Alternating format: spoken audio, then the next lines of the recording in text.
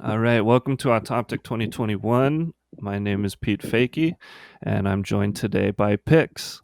Pix is a multidisciplinary artist working in comics, painting, textiles, and found objects. She completed her master's in art therapy from LaSalle College of the Arts in 2016 and divides her time between facilitating art workshops for children and her personal practice. Pix grew up listening to stories from her father, who was curious about the way the world works, and in turn, her semi autobiographical comics reflect her own curious nature. Her new book, Let's Not Talk Anymore, is out now from Drawn and Quarterly. It tells the story of 5 generations of women in her family, from her great grandmother Kwan to her imaginary daughter Rita, all at the age of 15. The book uses a cyclical narrative structure where only snippets of each woman's story are revealed at a time, resulting in a richly textured exploration of intergenerational relationships and how we're shaped by those who came before us. Welcome, Pix. How are you doing? I'm good. Hello. Nervous as always. Yeah. Yeah, for any audio Uh, interview, yes. yeah. You get anxious. You sounded great on the Van Calf one. I don't think you have anything to worry about. That's cause Um, yeah, cause for audio interviews, I always have a fear that I take a while to think of the words to say. we like details, and feel free to take your time to get the Yes, right and words and get your yeah, thoughtful I will answer. try my And best yeah, because Let's Not Talk Anymore is essentially my upbringing with a mother who discouraged me from speaking. So yeah, I little struggle. sure. I didn't even think Yeah. about that, but that's of course, Mm, yeah. yes. Do you want to add any more information about the book before we get started, just for people who maybe haven't read it yet? No, I We think got to you've know in the intro there. introduced it quite fine, yeah. So I think Cool. I'll All right. just Cool. answer what you have about it. And yeah. Sounds good. Okay. So you have a lot of different practices, and I'm curious how you think about yourself as an artist. Do you consider yourself a cartoonist, a painter, a teacher? Does it kind of change depending on the task, or how do you think about what you do? I realize once I don't categorize it, then it's very Mm-hmm. liberating. Then it Mm-hmm. just is okay. And today I'm planning a workshop and then go back home, like maybe teach the workshop, and then go back home, work on either illustration project or if I can, I work on a page for a new comic. So every day for my schedule is different. It's different parts of me producing a Mm-hmm. work. And particularly for my art, I think for comic and in particular is that it needs to be chipped away a little bit every day. So I try not to, how to say, yeah, I just dedicate a few, I try my best to dedicate time to it every day. I can't, but I try at least 4 days a week that I have some time dedicated to it. Yeah. Cool. Yeah. And then is it a pretty easy flow in between different practices for you? Sometimes it's a hard reset for my Yeah. mind to make. I struggled with what you just mentioned Hmm. before the pandemic.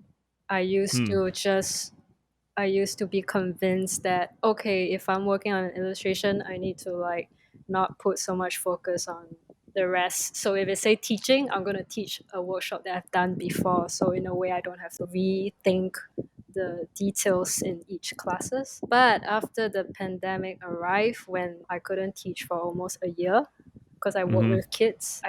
I teach art to kids. It wasn't something I felt I could translate it over on Zoom lessons. And Yeah, from your with website, it looked like it was all very tactile and yeah, focused on the materials. yes. So with that, I felt that the pandemic, if there's one big lesson it pushed me to do, is to try to get my brain to be very flexible in the transitions between the different sites. If I'm working on a comic and then I'll just take a break, I go outside or do something as a break, and then Mm-hmm. I'll work on another thing. Maybe I'll work on editing something else, and then I come back Hmm. and plan something else. So it's been getting a lot better because the pandemic forced me to do that.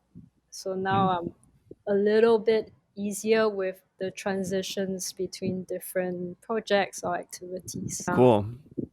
Yeah, that's it's an interesting practice. I'm very like rigid in my cartooning. I'm a Yeah. cartoonist. I got a big Yes. label on mine. Yes, it's like different. You're using a different set Yeah. side of the brain all the time. That's why the transition is so difficult. And Yeah. for me, comics feels like it takes up a lot of space. There's like a bunch of different mini practices in it. So I have to use like a lot of brain power to get them all going at once.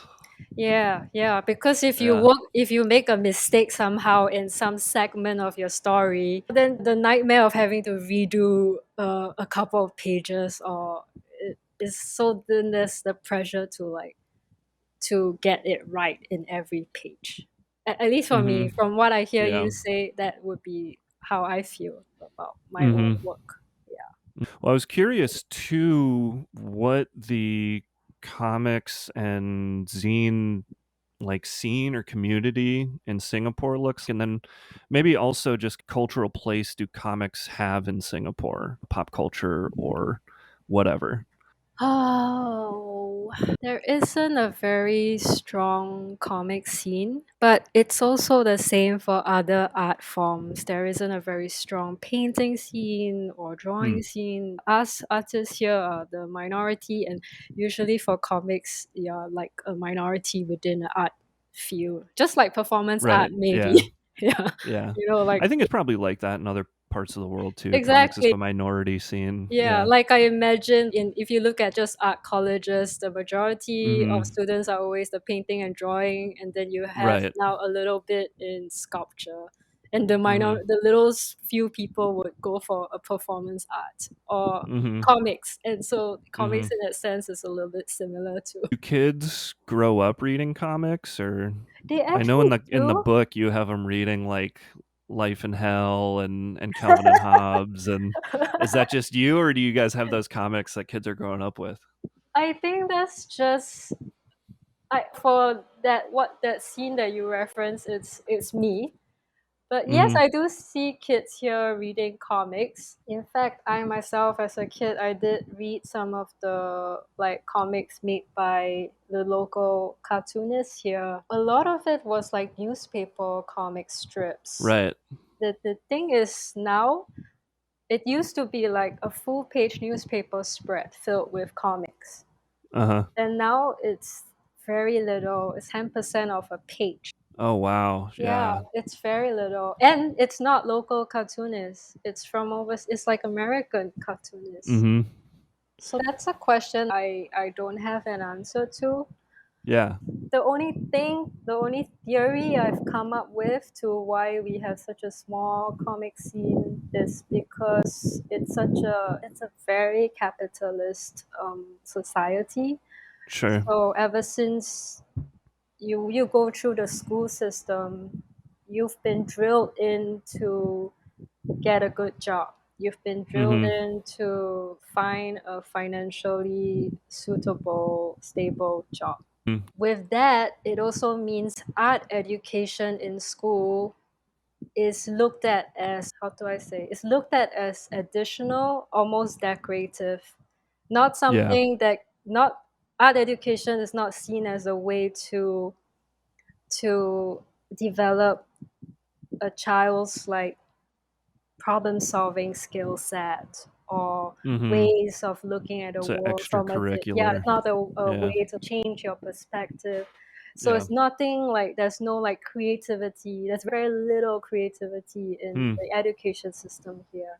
So a lot of times I feel, how do I put it, I feel like it sounds very sad almost, but I feel like it leads to generate like more students coming up that are jaded, tired, bored, Uh-huh. and just wants to find a job.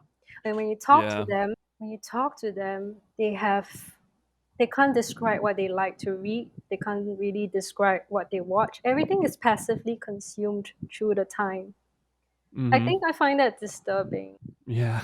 And for the arts, we thrive on reflecting and thinking and reading something, looking and watching something, and thinking about why we respond to it. What is it that we are absorbing? Very active How, yeah, engagement. how are we like, Yeah. yes, a very active engagement. How are we receiving it and letting it change and mold our mind? Mhm. And in a way be even more present and thoughtful about the future. Hmm. And I don't see that happening in an education system such as ours, coupled with the fact that we are a very capitalist society and very materialistic as well. So it's just, yeah, it's just passive consumption, very little opportunities to promote active engagement. So in the arts in general over here, it's dismal. Yeah. Yeah. So, describing that culture, how did you end up making comics then? And how did you come to the medium here?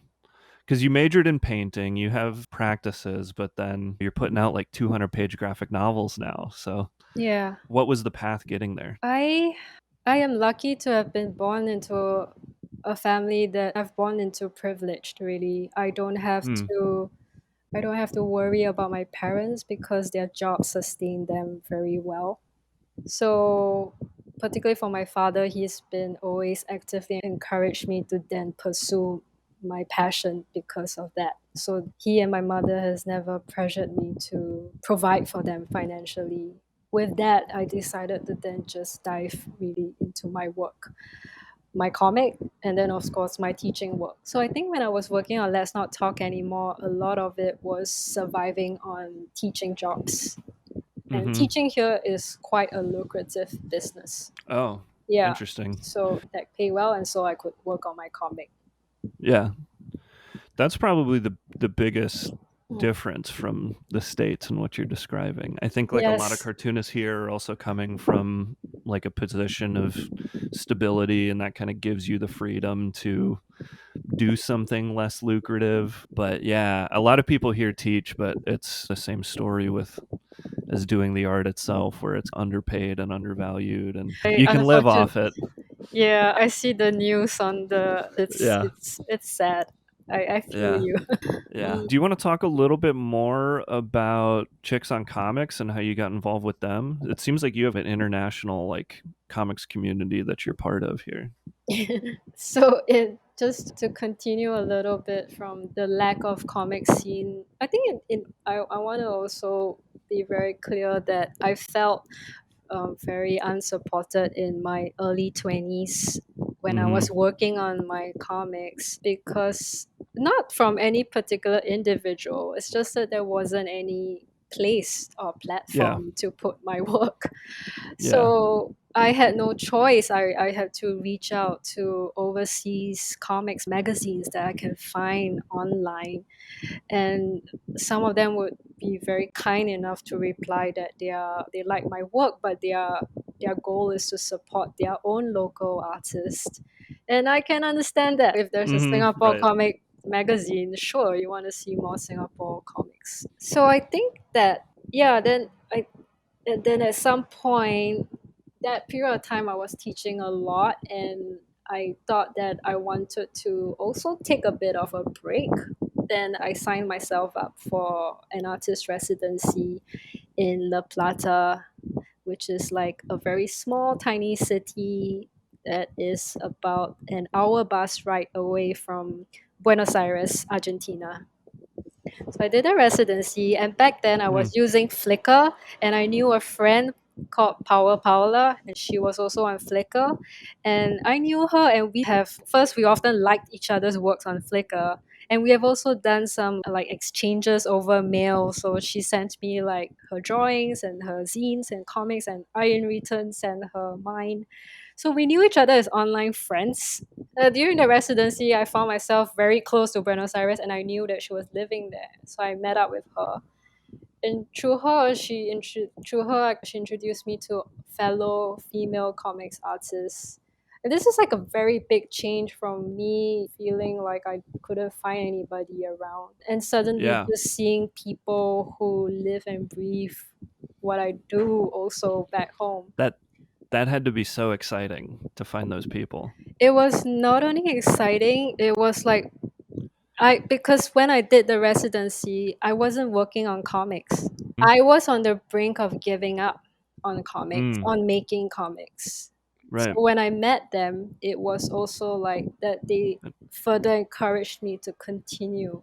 Yeah. because you're now sitting with these groups of these female comics artists. We spend like the day, like from the morning to night, just at the table Mhm. working on comics. To look at them do it, and to sometimes they share stories of what's going into their work, and I found that, and to I felt revitalized in a way. Yeah. I could see this is why I wanted to make comics, because I wanted to tell stories, I wanted to record something.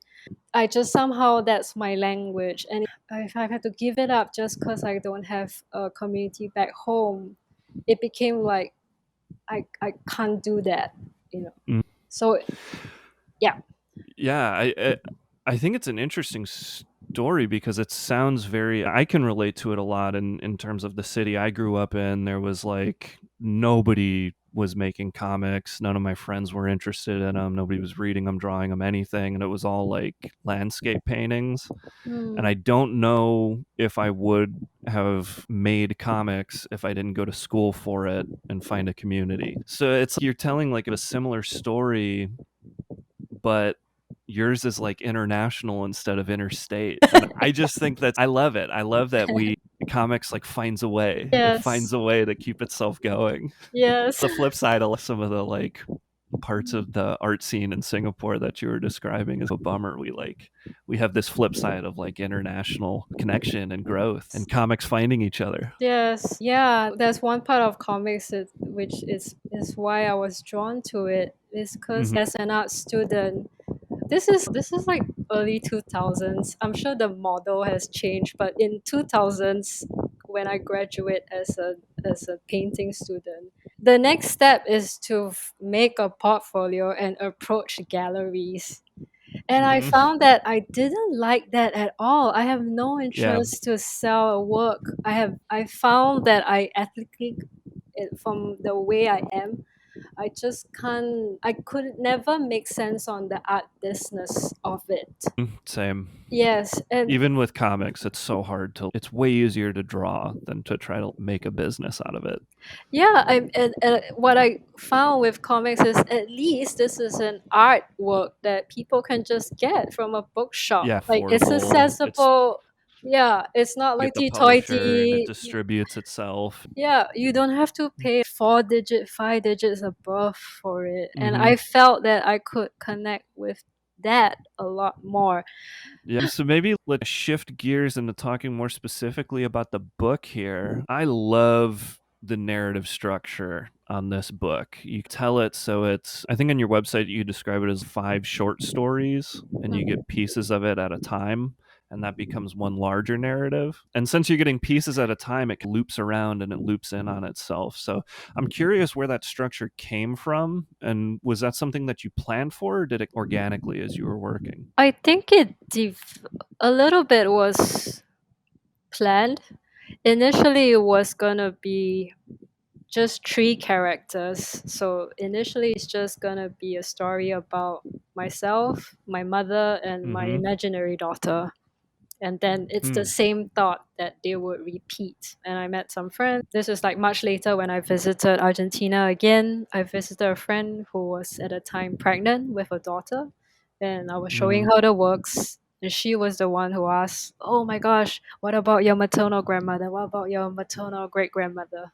That's also because one thing is she was pregnant, and then we were talking about like motherhood and women a lot. And I remember my reply to her was, "Oh my god, that's gonna be like so much more work." Yeah. That's like another half of the book that she's asking. And but I gave it careful thought, and I realized what she's asking is perfect and it's needed. Now, how I end up in this format of cycles is because one, there's a I don't know if this is the right word. There's a practical reason here, which Mm-hmm. is I've never written a graphic novel with a story that starts from the beginning to the end in Hmm. a very long form way. So in Yeah. a way, I'm not confident to pull that off. Giving yourself the Yeah, space to do short yeah. stories. So Interesting. with the with in a way with the limitation or awareness of my limitation, I decided I'm gonna work around that, and Mm-hmm. then this is where that structure, the cycle structure, came in.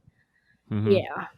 Yeah, that's really interesting. I think my experience as a reader too, it feels like it's probably more powerful with the looping structure than Mhm. had you done it straight through, because you have to do a lot of the work internally as a reader to see how all of these things relate to each other. It's not a clear line. Yes. Worked out really well. Yeah. Yeah. Thank So you. yeah. It sounds like your imaginary daughter was there from the beginning. And that was Mhm. another piece of the story that I thought was really interesting. So, how did that idea come about, and why did you feel like it was important that character be there? I found that I wanted a character that was going to, in a way, process what all these meant, or Mm-hmm. because when I was just thinking about myself and my mother, I wanted to just show us how we interact, the silence, the dismissiveness, the dismissiveness from my mother. How do I put it? I didn't want me as a character to be going like, oh, and this is why this happened, or I wonder why this Mm-hmm. is, because I want my characters in the throes of the confusion of why her mother is being such a strange, conflicting mother. That was why an imaginary character came about. So she was, in a sense, she was quite simply to serve the purpose of making sense of the in betweens, as the cycle, as you sort of described earlier, that you have to guess at something. So she serves a little bit that purpose of in that way. Mm-hmm. Yeah. Yeah. Reading it, I think you can feel that, yeah, those characters do a lot of the processing in an interesting way. I'm curious too about why you chose 15 years old for everyone. That's another sort of interesting plot Um, device, as you're seeing everyone at the same age. It's everyone at the same time of their life. So was there something about that age that felt like the appropriate context for your story? one of it is, it's a personal reason for me. 15 years old was the first time I had oh, the first time I felt it was just very hard to be alive. Where I think Yeah. it's adolescence, your hormone, your brain is just like going all haywire, really. Mhm. So a personal reason is, okay, 15 seemed to be very big in my mind. The second is I needed them to be at an age where they still depended on their parent in order to show the interactions. So that had to come in. And 15 is also, I felt, appropriate to show that despite them being teenagers, they have been put to work at a very young age. Even now, there are societies where they put even much younger children, like 6, 7, Right. to work. But during that time period, it's very, very common for kids, teenagers to be already working. And that's shown in, especially my great grandmother's story, my maternal grandmother. For my mother, not so much, because the truth is there was education in schools for girls by that point. But I still Mhm. wanted to show that she, being the eldest, was placed in the caregiver role. So she had to take care of her brothers, and yeah. Yeah.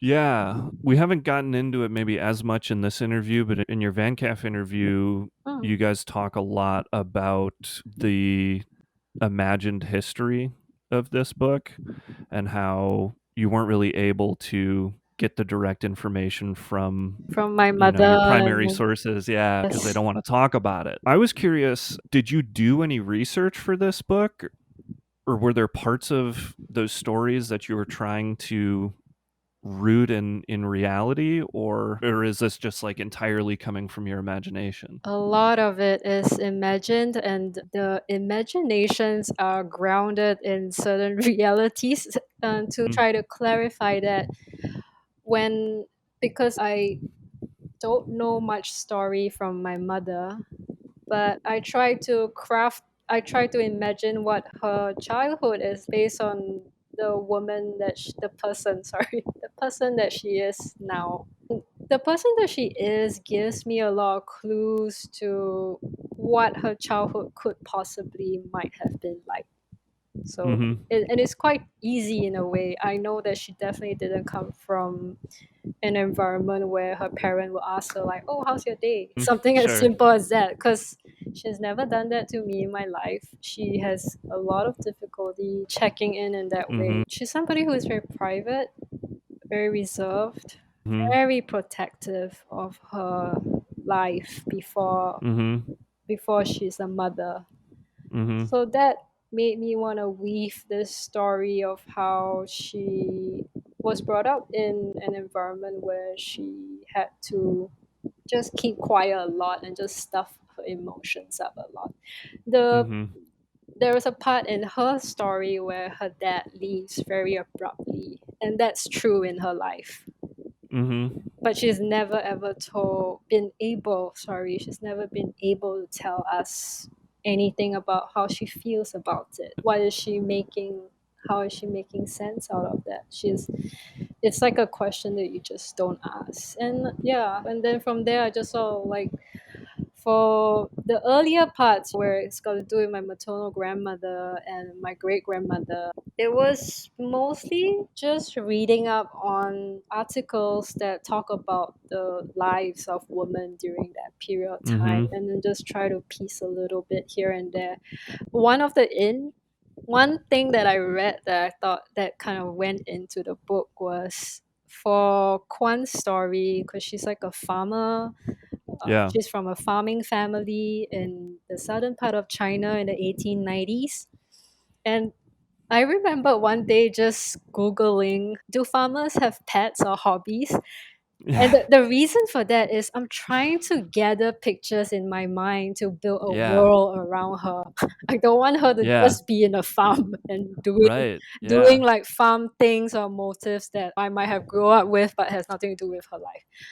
And one thing that popped up was an article wrote that there were some kids who in that time period who would find little like insects like crickets or Uh-huh. grasshoppers, insects with like leggy legs, and Right. they would tie a string to the insect as a way to as a pet, as a leash. Yeah. Yeah, and the thing is, I don't know if an insect can survive that. But Yeah. maybe during that time they were able to move their hands gently with an insect. I don't know. But I decided Yeah. to then include this like grasshopper or green insect with Kwan because I think her story is very heavy.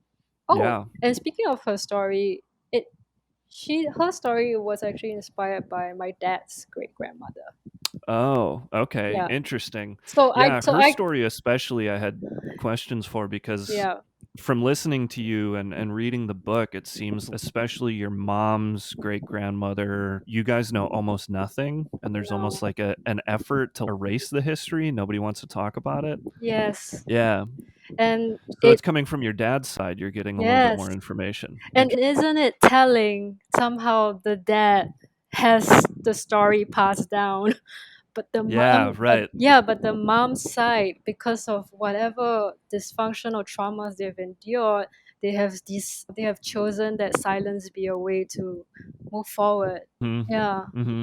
Yeah, I'm glad you brought up the grasshopper too, because I really noticed it reading, and especially the way you draw it too. It's this very light cartooning. It's got like a little smile and the big bug eyes, and then you have some insects popping up later in the book where I was trying to see if there was like some kind of subtext in there, but I don't know. I think it's Yeah. really interesting to hear that it's just coming from trying to give this character a little more life and some of the research that you did. Yes. Yeah. And another thing that in the book that I wanted to do is what the little that I know of my mother is that my mother and her siblings, so my aunties, at some point in their life, they painted a lot. Yeah, Yeah, yeah. so That shows up in the book too. I remember going to my maternal grandmother's house and the walls are filled with their paintings. But then it Mm. stopped once they got married. It's seen as a thing that they just did and then that's it, okay? And so I've always had this thing, and I think to myself, which is maybe I got my art DNA from my mom. Because even till today, sometimes when she's on her phone, she's just like drawing. And they're not Mhm. like stick figures, they are Mhm. very beautiful drawings. And so I decided that, okay, I want my mother to be painting, I want my grandmother to be sewing, and I wanted my great grandmother to be weaving. I wanted all these women to have had this art DNA in them where they Right. felt the need to create, even though had they were living such hidden, small, quiet lives. Mm. Yeah.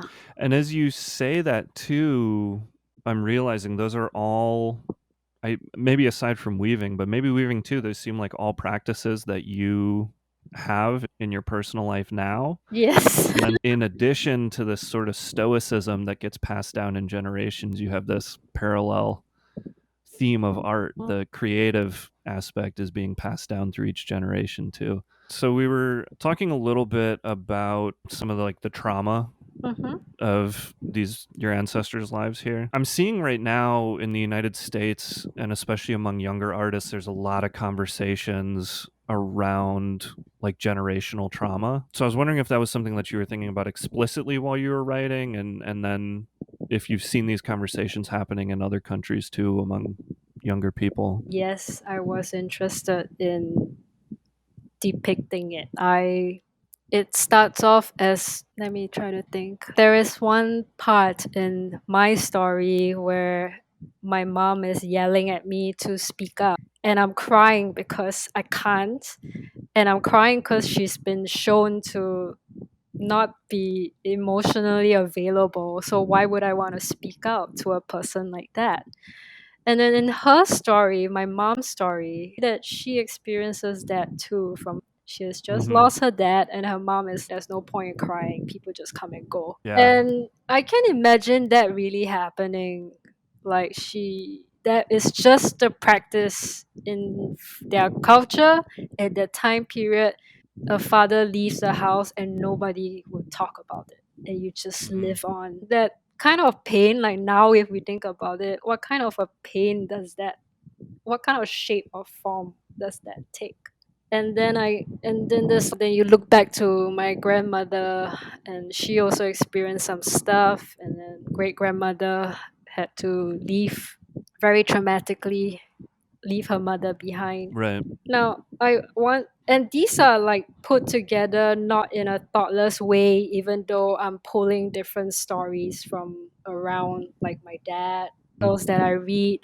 I still was pulling them in a way that I know was like highly probable that it can happen. So it's not, Mm-hmm. while it's imaginative and an imagination, it's not impossible. It's not Right. fantastical. And yeah, and that was how, in some ways, I think I shown how a trauma can pass along.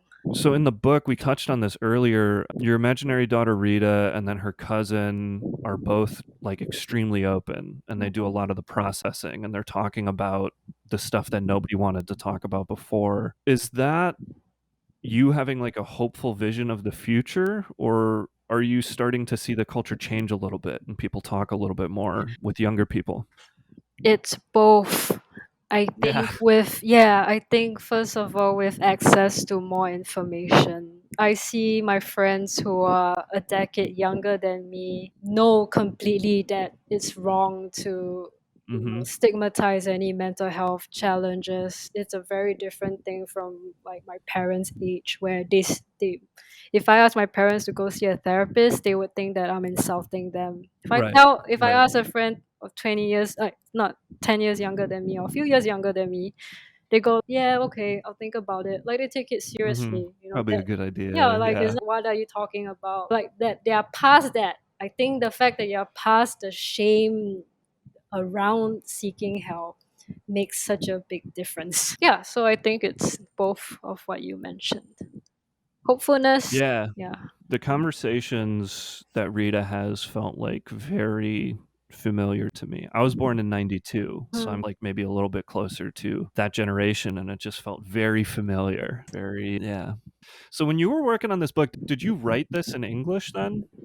Did you know it was going to be published by Drawn and Quarterly and it was coming out in English and all of this? When I was working on it, I didn't know it would be published by them. Oh, okay. One.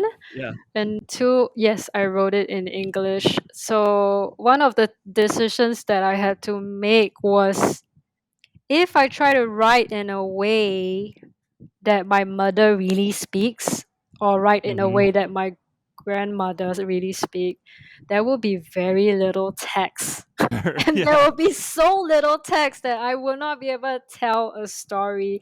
So I Uh-huh. had to make this decision, which is I need them to say something, Mm-hmm. but still and I tried my best, but still try to capture how little they are saying in the Mm-hmm. things that they say. Yeah, so even A lot more unsaid. yeah, like even Yeah. for my dad, like he doesn't speak the way he does in the book. He speaks also not Mm. as much. He's because Mm. also because his predominant language is Mandarin.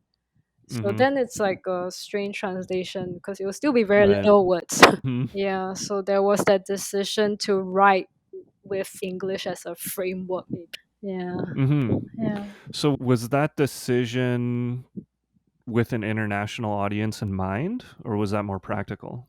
I Yeah. think also with an international audience in mind. Yeah, Do you think you would have done anything differently if you were going to publish it like only in Singapore? I would have felt I would have then used a lot less word. Yeah. So it might be more visual comic, which Uh-huh. isn't a bad thing. Right. But I wanted to really tell a story and not leave people guessing too much. So there's Yeah. already some guessing going on already. I didn't want it to be too unreachable, you know. So there's that risk to calculate. Yeah. Yeah, Yeah. yeah. Huh, that's an interesting answer. I'm trying to imagine what the book would look like more visual. Be like Kwan, like maybe my great grandmother's segment, but like for the rest of the book, because her segment has, Hmm. I think, the least words. Yeah. Yeah. Interesting. Yeah. And that stuff, yeah. I think that stuff reads really well too. Oh, yeah. I wanted to ask you about something with her story too, going back to when we were talking about like researching and rooting some of the stuff in the past. You have these like full page paintings at the end of each section. Yes. And in Kwan's story, there's a scene when she's leaving her family and she's getting on a boat to, I assume, For immigrate into Singapore. Yeah. And you have for your full page illustration, you have a photo where you've painted sort of the water, and then you have a photo of the water oh. that like looks like maybe a scene from the boat. And for me, it's this really impactful moment where it feels very rooted in reality, and as a reader, it really places me in the emotional space of leaving and just looking out and just seeing this water and just being Yes. lost. I was curious Aw. where that photo came from, and Yeah. yeah, the story behind that. So it just so happened that at that particular part of the story that you're describing, I was close to finishing the book, maybe, I think. And I was in a comics residency in Riga, Latvia Hmm? in February of 2020 before the rest of COVID virus spread Right around at the the world. beginning. Yeah. Wow. Yeah. And it was a very beautiful comics residency done by comics magazine called Kush Comics. Oh yeah. Hmm. Yeah. And Riga, Latvia, and I love that about them, which is they have lots of thrift shops and antique shops. So in one of the shops, I found like stacks of black and white photos. And I Oh, had, yeah, interesting. and I just bought some. Uh I huh. wasn't thinking of using any of them in the page. So I was just picking based on like images that I just liked and Uh huh. responded to somehow. And then when I got back to the residency studio, and then as I was working on the pages and it came to that page that you're talking about, I happened to also be looking at what I have bought. And I Hmm. thought, oh, this might be nice is the sea. We're talking about her on the boat. While it looks Uh-huh. like a very nice, pleasant Uh-huh. picture of a sea. Right, it takes this emotional weight. Yeah, Yeah. that's Thought, it is. wow, It's a that's great nice. photo. Yeah, it Yeah. is. So it's the actual. It's very affordable. So it was like two Uh-huh. €2 or something. It's Right. just smack it there. Yeah. Amazing. I think that story speaks so much to like the magic of this story where you're weaving in between these imagined realities with or histories with like true histories, and some of them are coming from other sides of the family, and some of Yes. them happened but you haven't been able to talk about. And here we are with a photo that's not doesn't Yeah. come from your family, and it Yes. comes into the book and it takes this like very specific significance. Yes. Oh, I'm glad you Yeah, asked very about that. cool. Yeah, me too. It was I Yeah. because I reread the book yesterday, and Yeah. like both times when I get to that page, it's like fuck. It like you feel it. You really feel that page. But I want to mention that one thing about it's not my first time putting a photograph as part of a Right. comic, and I got that idea from John Porcellini. I was wondering if you read his stuff. Your travel diaries in Sweet Time feel a Oh, lot like John P's stuff. And I think you're one of the few people that I've read who it has like a similar emotional aw, impact to reading his stuff. that is such a nice thing to say. Yeah, because I remember he made this story about the passing of his dog. And I remember, Maisie, the yeah, cat. Oh oh, my it was a god. dog. He had a Oh, he's dog. got a different one? Yeah, he's got like lots Okay. of pets. Yeah, yeah. So he wrote one about this dog that Uh-huh. passed. First of all, I just love the way he drew the dog. It was so chubby. It was like the perfect Uh-huh. line shape. You Uh-huh. can't copy a John Porcellino's No. drawing, right? He's the only one. Yeah. Yes. Yep. Okay, so he wrote the story, and I was just crying from it because that's just how beautiful he writes a friendship Mhm. with an animal, with Yeah. pets. And then towards the end, he just puts like a black and white photo of his dog. And I thought that just made me like remember to take a breath. It's this Mhm. guy. Oh my gosh. And from Mhm. then on, I just had this idea like the power of just photographs to shift you out of what you were reading for a moment to a different mindscape, really. Yeah. Yeah, and then you've got the photo of your mom from the Yes. 70s at the end of the book too. Yes. Very similar idea. Yes. With her permission. Oh yeah, you got permission on that one? Yeah. Yeah, you mentioned that the Van Calf one, she hasn't read it yet, so I don't know. I was assuming that maybe that one just made its way in. It's one of those things. Yeah. Yeah. We were just talking about how heavy John P's stuff can be and how like emotionally invested you can get in his work. And this felt like a similar project. It seemed to me you're working on this book about 2 years. You're spending a lot of time with these characters and these ideas, and it seemed like a very emotionally charged book to work on. It was. Yeah, do you want to talk at all about your emotional experience of making the book, and did anything come up in that process that surprised you about how you were feeling? Is that we you don't have to answer that if that's too deep or too close or whatever Yeah. too. No, it's okay. I wouldn't tell more. Sure. But what I'm comfortable sharing is two things. The one that was hardest to work on was after hearing the story about my dad's great grandmother, where he talked about Mhm. how she was actually, I think it was the opposite. She stayed in China and her dad left. There's some like Oh, one or the either, but that somebody that they like a family was separated because they couldn't afford one, they couldn't afford the tickets. Two is because Mhm. she was a woman. And somehow Mhm. it's either she couldn't travel or she had to, or maybe it was accurate that she pretended to be a boy to travel. Mm. When I heard that, I just felt, wow, my God, like, I uh, know. it's one of those things like just nothing to say to it after Yeah. hearing that. Then the second thing that was very unexpected that came up was I started on the comic after fighting with my mom. Like I fought with her a Mhm. lot through from childhood to adult. We just had the worst disagreements ever. So I started as this comic because I was very frustrated with her. Now the surprise that Mhm. came out of it is in imagining her life and putting them into pictures and to see the possibilities of it now visually. So they're no longer abstract in my mind. They are like this is quite possibly this it. And what has changed significantly is the way I think about her now. Mm-hmm. I've just felt my anger towards her just flew right out. I can just see that it's also based on the readings I've done of women on that particular time frame. I It's like at the end of the day, she came from like a place where she didn't have a lot of opportunities to learn things like how do you emotionally attune to your daughter.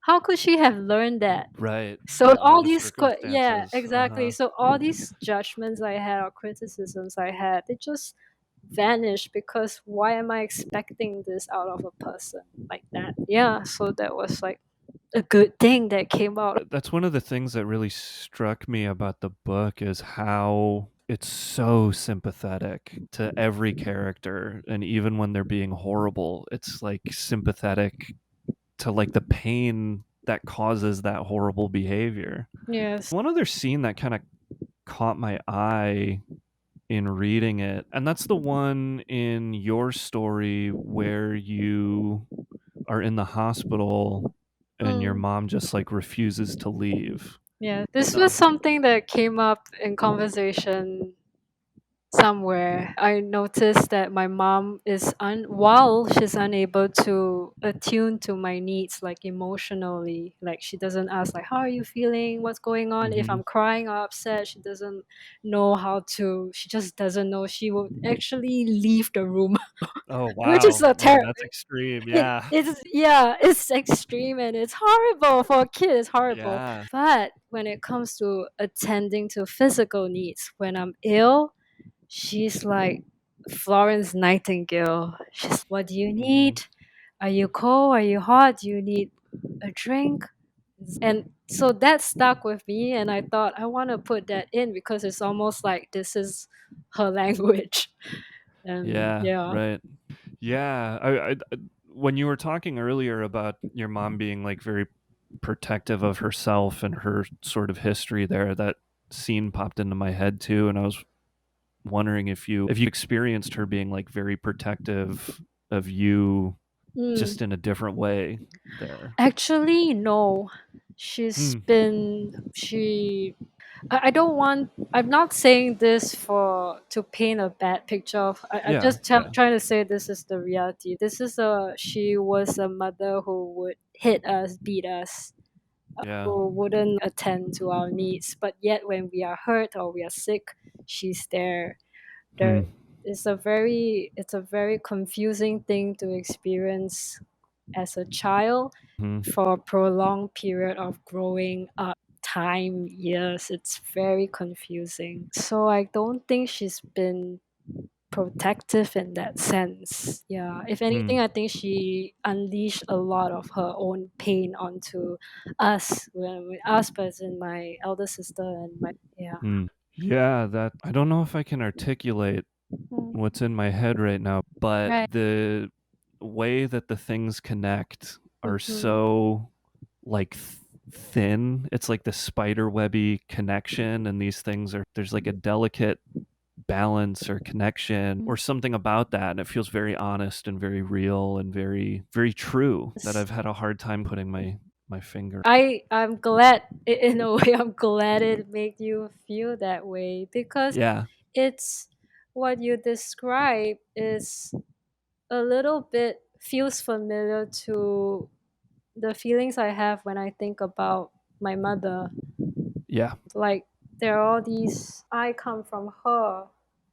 Why Mhm. is it that we are so in a way disconnected? But yet we but it's that's the part of mother-daughter relationships where it's very hard to describe that at the core of it, it's I'm still somebody who came out of her. It's almost like this trying to describe twin relationships. It's something that's in between our physical bodies that Hmm. I cannot just pull apart if I want Yeah. to. I can physically remove myself to save myself in a way, but the connection is Mhm. still there because she had such an Mhm. impact on me. Yeah. Yeah, and I think that I forget how you phrased it just a second ago, but that invisible connection is The gap between our for me. physical bodies. Yes, yeah, to me that's what the book is about. It's that the gap between the physical bodies and it. Yes. You know, Yeah. we got Awesome. heavy at the end. Covered Yeah, up heavy note again. to end on there. Yeah, the grasshopper. You really do have this beautiful ending of the story too, where it ends with 6 or 7 pages of a butterfly flying, and it's a beautiful ending. It felt so appropriate reading it. Cool. Thanks for doing this. I really enjoyed talking to you, and I was really excited to talk to you. It's creatively exciting to look at your work and all the different directions that it takes. You're going to bed. I'm waking up, so I guess have a good rest of your night. Get some sleep and Thank you. Thank you for the questions, and I must say thoughtfulness in your approach to your questions, because it's a personal work at the end of the yeah, day. definitely. And I've received questions that felt very intrusive from Mm. that. So I appreciate your gentleness to it. To me, that's maybe the other thing the book is about. The book is really about empathy in a lot of ways and trying to find that relationship between each other. So, yeah, it was easy to do. You made it easy for me, at least. Thank you so much.